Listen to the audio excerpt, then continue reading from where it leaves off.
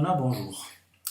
À situation exceptionnelle, processus de communication exceptionnel. Donc, nous avons décidé, l'équipe Solian, de communiquer avec vous sous forme de vidéo, puisque nous ne pouvons pas venir vous voir directement chez vous. Donc j'aurais voulu commenter cette petite vidéo par rapport à une réflexion que m'a fait un chef d'entreprise. Il me disait, je vais retarder tous les paiements que j'ai avec mes fournisseurs. Alors je voudrais, pour illustrer mon propos, vous raconter au préalable une petite histoire. Cette histoire, c'est l'histoire du billet magique.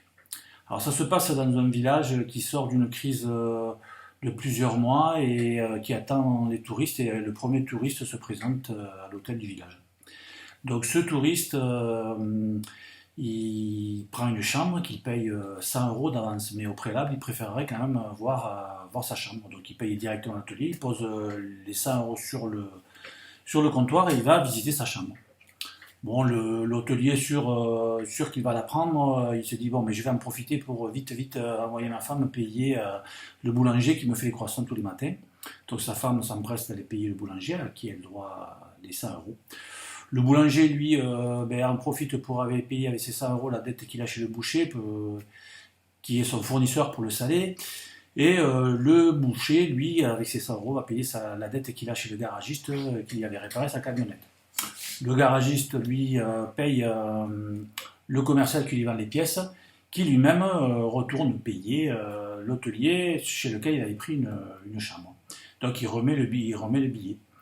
Sur ce, le touriste descend de visiter sa chambre et il déclare que finalement non, il ne prendra pas cette chambre parce qu'il voulait le wifi, il n'y a pas le wifi dans cet hôtel, donc il demande à l'hôtelier de lui rembourser ses 100 €. Et ce que fait l'hôtelier, et il repart avec ses 100 €.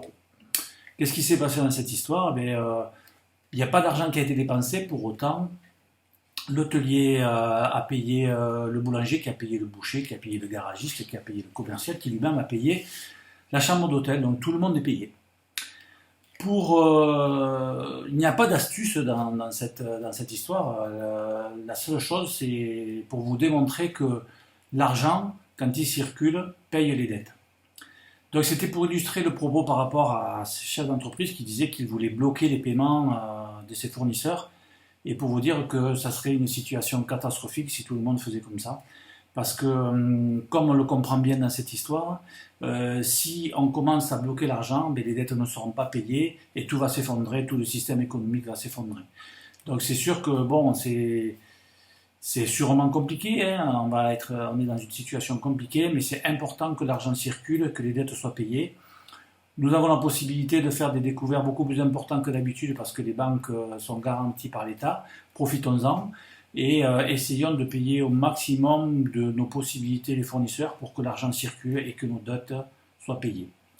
Voilà, c'était la première vidéo de Solian. J'espère que ça vous a intéressé et je vous dis à la prochaine vidéo. À bientôt, au revoir.